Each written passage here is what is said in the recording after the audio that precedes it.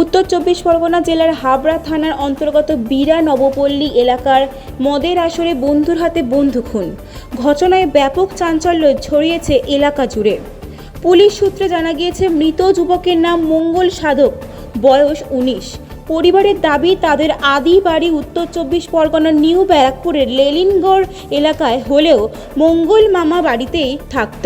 মৃতের দাদা বাবুল সাধক সংবাদ মাধ্যমের মুখোমুখি হয়ে জানান, রবিবার রাত 9:30 নাগাদ এলাকার বাসিন্দা টুকু ও বিজয় নামে দুই যুবক মঙ্গলকে বাড়ি থেকে ডেকে নিয়ে যায়।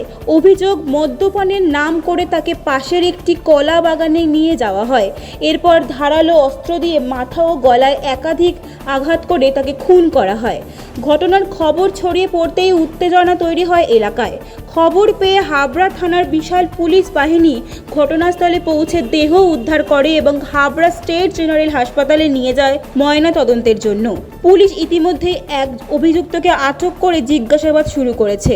প্রাথমিক অনুমান, ধারালো অস্ত্রের আঘাতেই মৃত্যু হয়েছে যুবকের। গোটা ঘটনার তদন্ত শুরু করেছে পুলিশ। Bureau report, Bangabarta.